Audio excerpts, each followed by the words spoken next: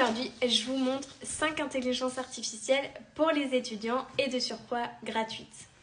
Alors, la première intelligence artificielle, c'est WooFlash. Donc, ça vous permet de créer des flashcards pour apprendre plus rapidement et plus simplement. La deuxième, ça va être Notion. Alors Notion, il faut savoir que ce n'est pas de base une intelligence artificielle, mais maintenant elle intègre l'IA dans son logiciel. Et ça vous permet, donc je vous ai mis un petit exemple ici, de classer facilement vos cours. Vous avez juste à faire un petit plus pour ajouter ce petit cadre-là. Et puis ensuite, vous pouvez tout noter à l'intérieur. Vos devoirs, vous pouvez faire une rubrique à part, etc. Enfin, c'est vraiment top. Si vous ne l'avez jamais utilisé, je vous le conseille vraiment. Ensuite, du coup, je vais vous présenter la troisième intelligence artificielle qui est Yao.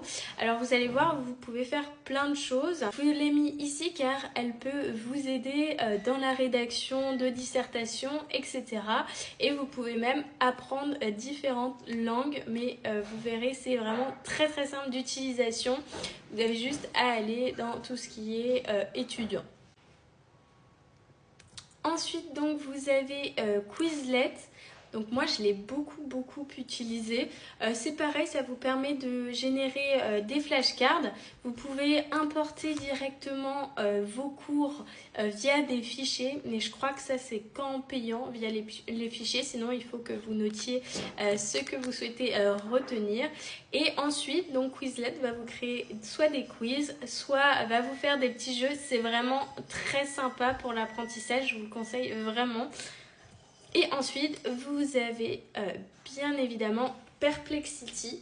Donc Perplexity, c'est comme ChatGPT, mais je trouve que la version gratuite est quand même plutôt bien, même meilleure que ChatGPT, surtout pour les cours, parce que ça va vraiment faire des recherches sur le web, même si ChatGPT est aujourd'hui capable de le faire. Je trouve que voilà, je suis plus partante pour Perplexity, notamment pour les étudiants. Et je vous fais un petit bonus, un petit sixième, mon chouchou, mon préféré pour les PowerPoint, c'est Gamma. Voilà, j'espère que ça vous a plu. Si c'est le cas, pensez à vous abonner.